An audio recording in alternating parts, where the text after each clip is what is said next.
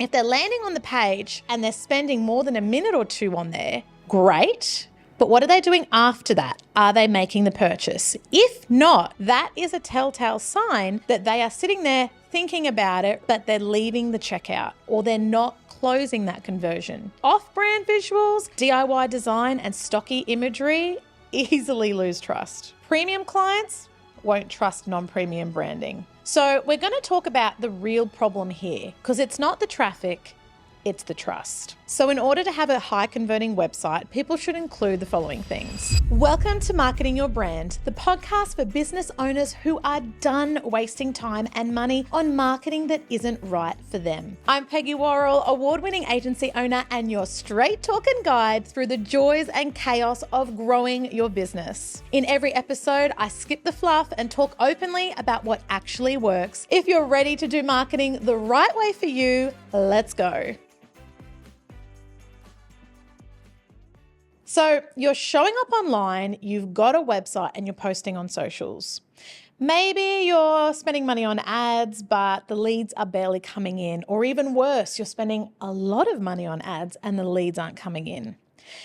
What the actual problem is here is it's not that you're not getting people looking at your things or your website or your ads. You're getting the traffic, you're getting people interested, but they're not converting.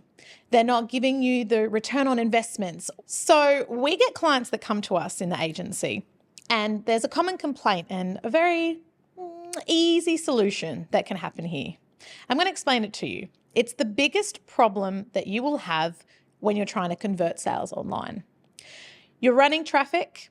You've got people clicking on your ads. They're interested, they're eager, they're going to your website. They're nothing. Or worse, you're spending lots of money and you're getting 2 clicks or 2 people looking at what you're offering. It's a common problem with small business owners who are doing everything themselves or relying on gurus or coaches and DIYing their side of the business. And it's all right, it's normal, it's common, it happens. But when you go to an agency, when an agency has the right experience and skill set, they can learn to see what's working and what isn't. And generally, we look at certain metrics and we have a look at your user journey and what you're saying and how they're converting. But for you, it's going to be a little bit tricky if you don't know what to look for, because you technically don't have a visibility problem. You have a trust and conversion problem. And it's the number one reason why you're not getting leads online. Your website isn't converting, it's confusing people. The more that your traffic sits on your website or looks at a page or looks at a form, and the more they're given doubt in their mind, that kills the conversion. So we're going to talk about the real problem here, because it's not the traffic, it's the trust. And most people think they need more eyeballs, more traffic, more ad spend, more people looking at an ad to get conversions. And while that might be somewhat truthful to a degree, it's not going to be profitable for a business to maintain. Any business, I don't care what size you are, you can't be throwing from thousands or tens of thousands to an ad campaign if it's not going to be profitable. So what's the point of driving traffic if the destination isn't set up to convert? As marketers, we know what to look for. You know, a professional marketer will know what the ad campaign or average is for your industry or what you're trying to sell. And they'll look at things across your funnel. So things like, what's the ad campaign doing? Who's it talking to? Who's it converting? They'll also look at what happens after the first click onto your website or your sales funnel. And this is the mindset business owners need to have, because confusion will kill your conversions. Let's break it down. People don't read. They're not fully invested when they see your ad. They'll be scanning it. They might pay half attention. They might be listening to your ad on the radio. They might be scanning on their phone while on their quick lunch break or doing the laundry. They might be out bored sitting at a restaurant where there's noise and people talking around them, and they'll just quickly, scroll through the feed. So they're going to really pay half attention to what your ads are saying, and they're going to scan. But they might click it because they got somewhat interested, and they'll get to your website. While their interest may have been piqued during the ad, it's going to quickly die off within the first 3 seconds of them looking at your landing page or your website, because it's not keeping them interested. So when they've landed on your website or your funnel, in the first 3 seconds, they're going to know and they're going to think, do I like them? In the first 5 to 8 seconds, they're going to think, is this for me? Or can I trust them? Or what should I do next? And if your website is messy, outdated, off-brand, unclear, you haven't built trust, you've lost them.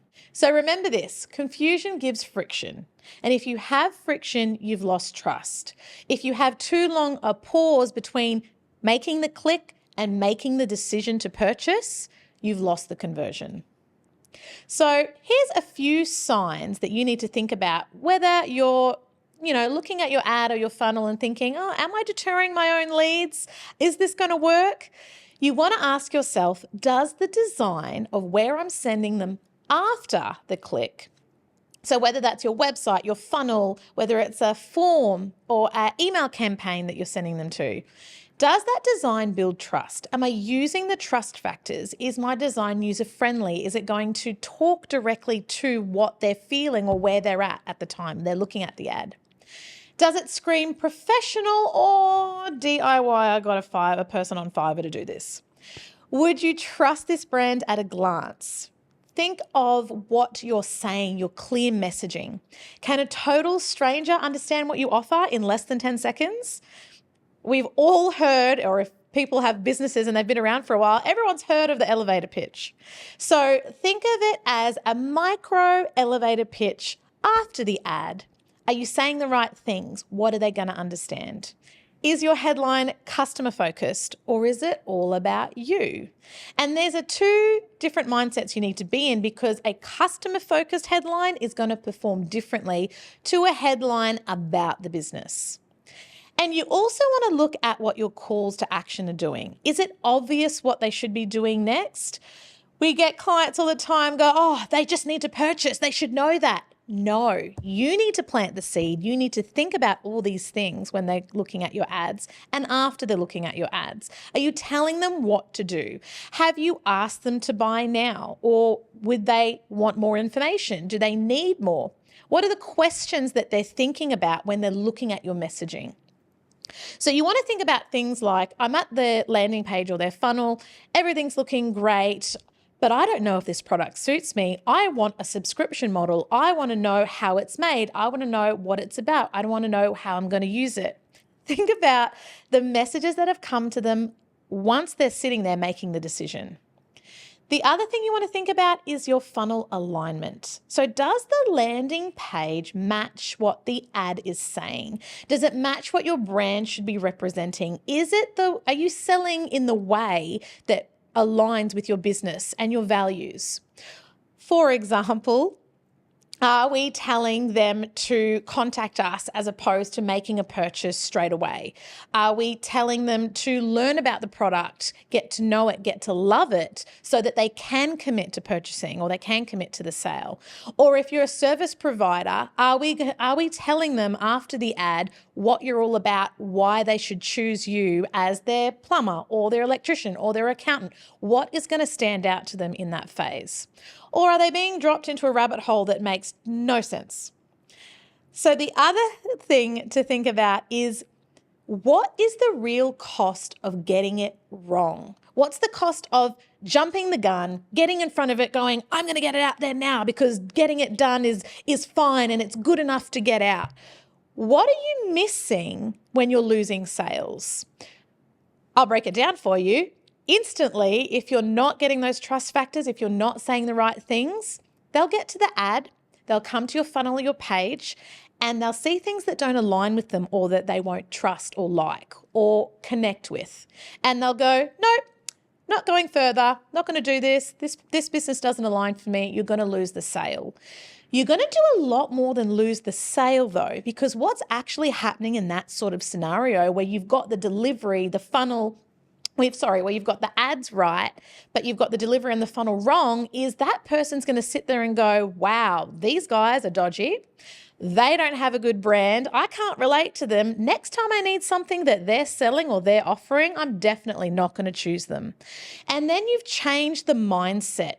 It's not just losing the sale, you've actually changed a customer or client's mindset, and you'll either never get them back or you're going to have to work 10 times, sometimes more, harder to get them back again. And that's really going to actually waste your ad spend. So you'll be burning through budget on paid traffic and referrals to that same person that you have turned off because they first saw that and already have a negative feeling or association about your business or brand. So every confused visitor isn't just a lost sale, it's a missed opportunity and one you'll have to work harder for to get them back. And it's silent. So this is the thing that no one realizes. They're not going to write back to you and tell you you've lost their business, or they're never going to purchase your product, or they're never going to reach out again. You're never going to know because it's all happening up in here.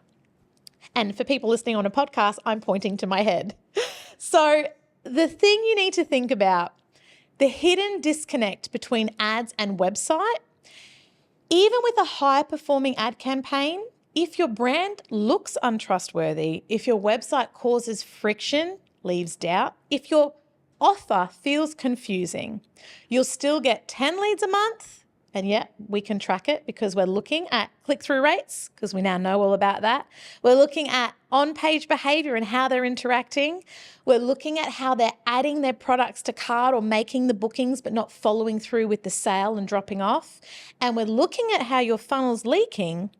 But if the landing page experience sucks, even the best ads can't save you. Quick break. If you're loving this episode and thinking, I really need help with this, we've got you. If you're growing your business on your own and want expert guidance, check out our DIY workshops. Or if you're ready for the power of a done-for-you agency, we can help with that too. Just follow the links in the show notes to find out more. Back to the episode. Let's recap a little bit here. What are the 4 conversion killers that we just talked about? 1, your website isn't built to convert. You're treating it like a brochure, not a sales funnel. It's pretty, but it's probably not profitable. What do you want your visitors to do? Can they figure it out in 3 seconds? Number 2, your brand is looking outdated. Probably haven't given it a refresh in over 5 years, or you had someone dodgy do a brand that doesn't make sense, or even worse, and this is a funny one, you're using colors that go against your brand values. So you're using lots of reds and you're promoting discounts and sales, but you're not about sales, you're about delivering quality of work.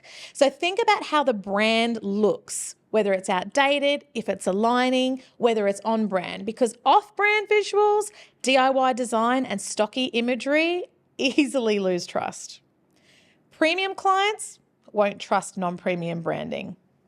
Remember that. So getting on to number 3, your copy. It doesn't create desire. It's vague, flat, or robotic. Hello, ChatGPT. How many times have I seen clients do this? ChatGPT has no heart. It's great as a prompter. It's not so great at aligning your business with the right people. So keep that in mind, because if your copy is flat, if you're not creating the desire, you're not persuading them, for those people that read the copy, mind you, because remember, you're talking to different audience types here. For people who are reading copy, you've got the 2 types of audiences. You've got people who will skim what you're saying and they're more focused on visuals and what the sound or branding is doing or saying to them. And then you've got people who look at copy, read deeply, hang on to every single word, every promise, every mention of what they're going to get. And they're going to go, this doesn't sound right to me. So ask yourself, does your copy say what it should say and say what's right for your business? Or does it not tap into the problems, outcomes? Is it not creating urgency? Think about all those emotional drivers that people want to see when they're interacting or reading about your business or what you offer. And then you also want to look at your sales process. Does it nurture? Is it something that requires high commitment? Is it asking them to do something? Maybe they've only just seen your ad. Maybe they've gone to a landing page. They've never heard of you before, but you're asking them to give you money. You're asking them to commit to a high offer, or maybe you want them to sign up to something or purchase a product. What are you doing to warm them up to get to know you, to build trust? Where's the low risk opt-in? Where's the lead magnet? Where's the follow-up? What's the sequence look like? People need a journey. They don't want to be pushed into a sale, even off a great ad. So ask yourself, here's the trifecta. You've got your brand and your copy. Does my brand build trust and spark action? You've got your website. Is it built to convert or just show off a pretty magazine style editorial? Are your ads aligned with the experience that you're delivering? So if you answered no to even just one of these, what are you going to do about it? Well, we just talked about it. You need to audit your own experience. You need to look at your website through fresh eyes, put a different hat on, pretend you've never heard or seen your business before.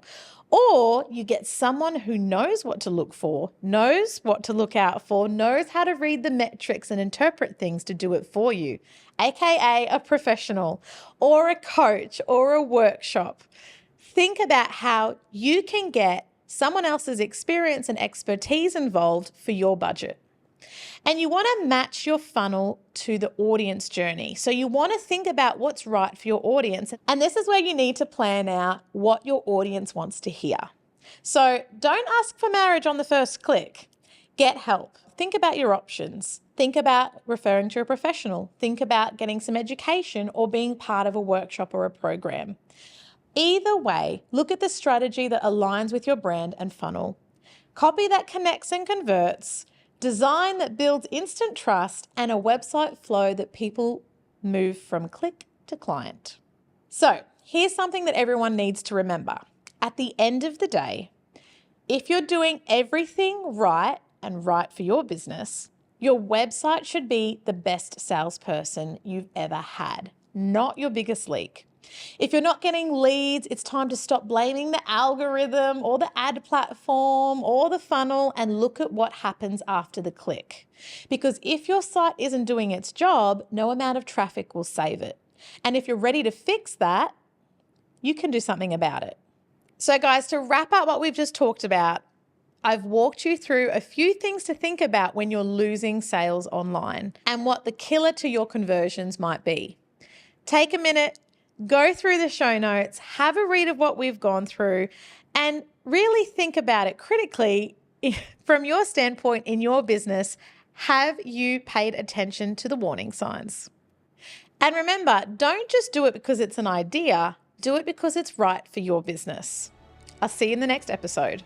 If you got value from today's episode, make sure to subscribe so you never miss a straight talking strategy to move your business forward. If you want more support, check out the link in the show notes for our step-by-step workshops that will help you build a better business, leveraging the right marketing tactics. Or if you're ready for the power of a done-for-you solution, chat with our team and we'll see how we might be able to help you. And don't forget to follow us on socials at Marketing Your Brand. And remember, no matter where you're at in business, take the next right step for you.